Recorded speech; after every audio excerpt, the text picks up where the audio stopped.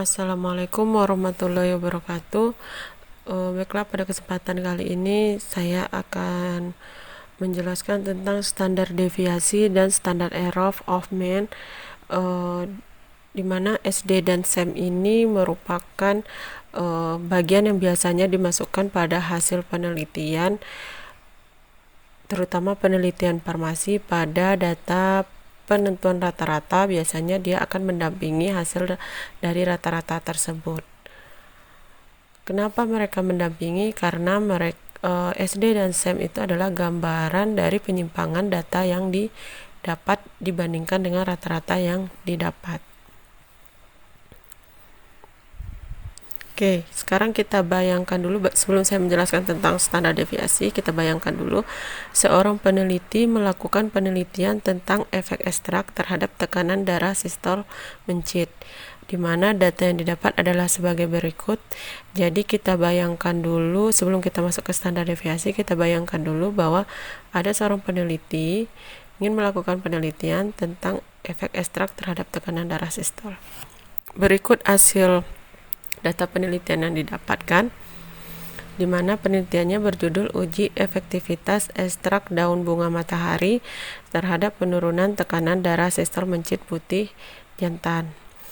Nah, dari data ini nanti yang akan kita tentukan standar deviasi dan SEM-nya.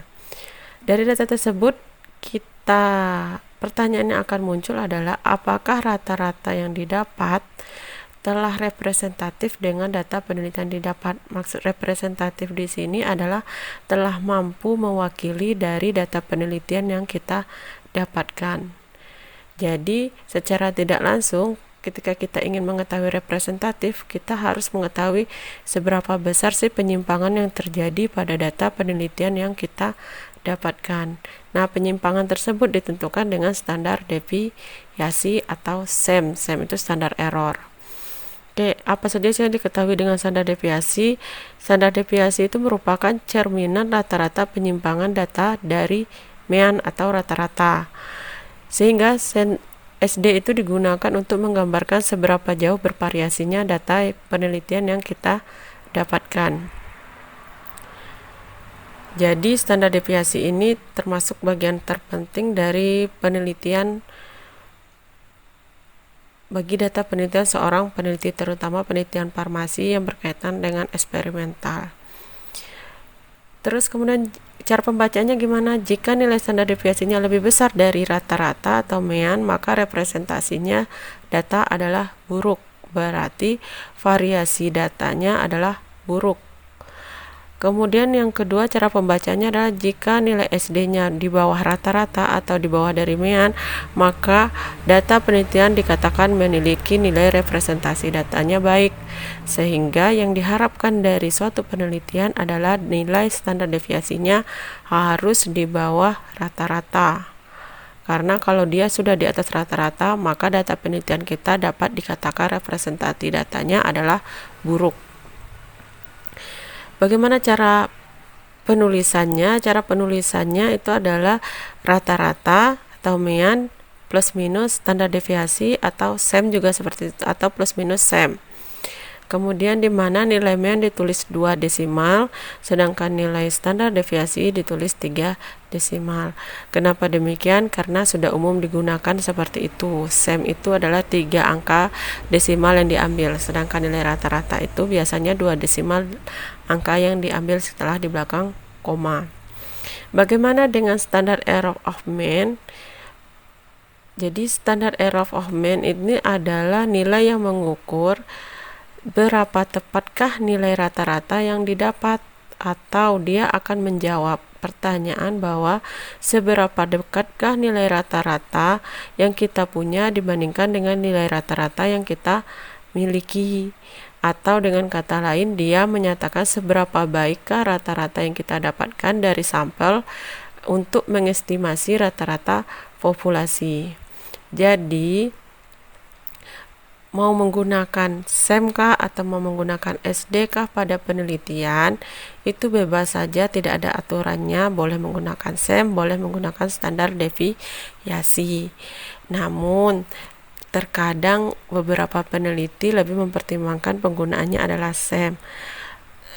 Kenapa? Karena SEM nilainya lebih kecil dibandingkan standar deviasi. SEM itu didapatkan dari standar deviasi, nanti diakarkan, dibagi lagi dengan jumlah sampel.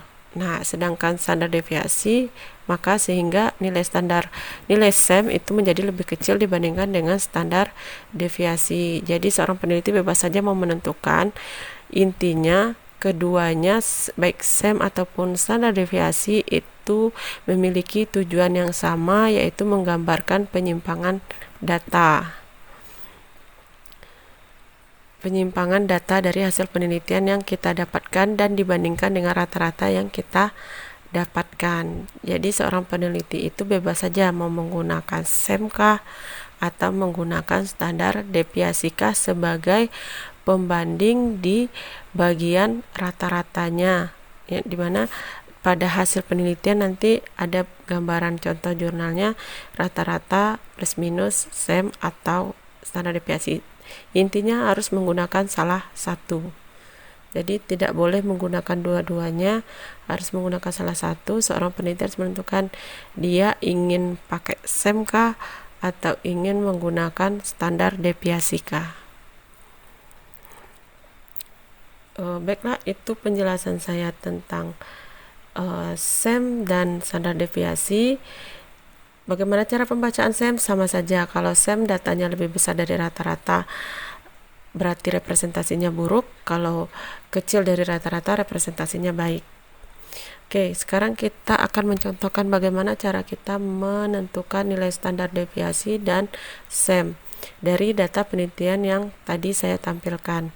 Jadi dia bisa digunakan dengan dua cara. Pertama dengan Excel, yang kedua dengan program SPSS. Nah, sekarang saya akan contohkan dengan Excel terlebih dahulu. Caranya adalah, ini saya sandingkan, tapi nanti kalau seandainya kalian ingin melakukan pengukuran, boleh salah satu saja, jadi tidak perlu dua-duanya. Cuma kalau menentukan SEM, maka wajib menentukan SD terlebih dahulu, karena SEM itu berkaitan sama standar deviasi. Jadi kalau standar deviasi itu rumusnya sama dengan STDF dalam buka kurung, terus arahkan kursor ke bagian yang ingin kita standar deviasikan. Lakukan per kelompok, jangan lakukan semua perlakuan. Nah, sekarang yang SEM sama dengan hasil standar deviasi dibagi SQRT buka kurung. Ini number, dia akan minta number. Nah, number itu diisi dengan berapa sampel yang kita gunakan. Ini karena sampelnya ada 4, maka saya isi 4. Nanti kalau sampelnya 5, maka isinya adalah 5. Tergantung jumlah sampel yang kita gunakan. Itu untuk rumus SEM.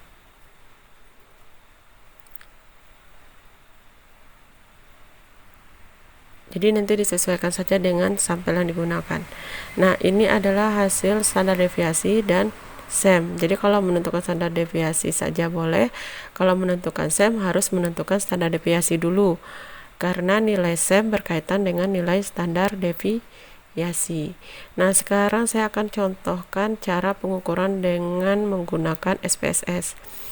Bagaimana caranya? Kita copy saja ini, per kelompok saja melakukannya, karena yang akan kita standar deviasikan itu adalah rata-rata per kelompok, bukan rata-rata seluruh perlakuan. Jadi kita tidak perlu kasih kode-kode untuk mempercepat, kita copy paste saja hasilnya, kemudian klik analyze, terus klik deskriptif statistik, kemudian frekuensi, pindahkan yang ingin diukur, klik statistik. Ini ada bagian yang perlu kita centang. Data apa yang kita butuhkan bisa di sini. Karena saya fokusnya ke standar deviasi dan standar error, maka kita centang standar error dan standar deviasi saja. Continue. Oke. Nah, ini didapatkan hasil dari standar deviasi dan SEM yang kita dapatkan dari data tadi.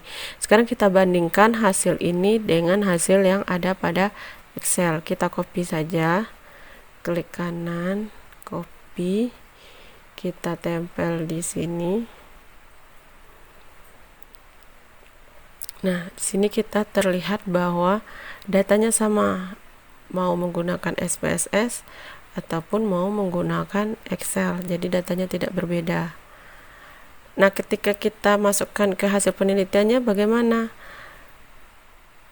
Sebentar, ini saya ingin menjelaskan sedikit. Jadi nanti kalau pakai SPSS masuknya per kelompok ngitungnya ya, jangan seluruh kelompok dilakukan satu kali penentuan SEM ataupun standar deviasinya.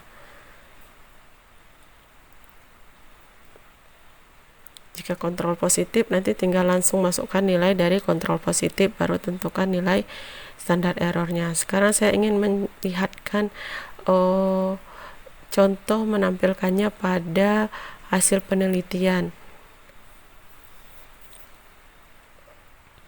Dia akan pakai plus minus. Nah, di sini ada contoh sebentar.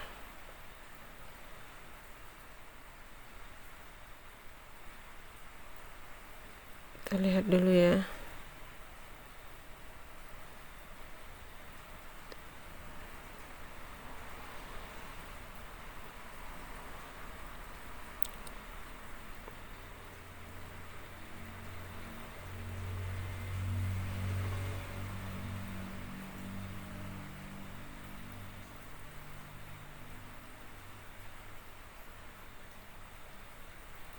Ntar kita cari contoh penelitian uji efek antiinflamasi.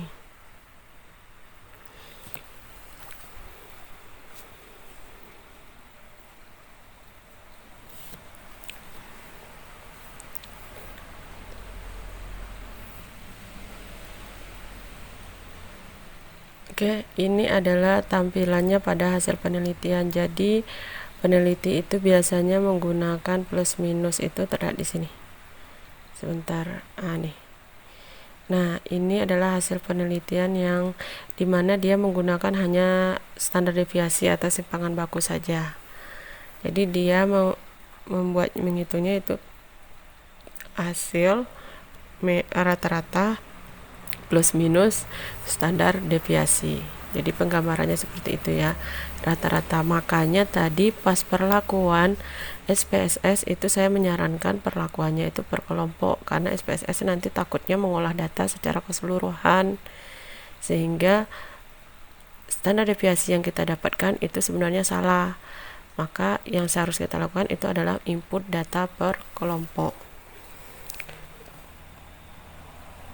Oke, jadi seorang peneliti itu kalau mau pakai SEM, ya SEM saja yang plus minusnya. Kalau mau pakai standar deviasi, berarti standar deviasi saja yang di plus minusnya. Itu bebas saja penelitinya pengen memilih yang mana.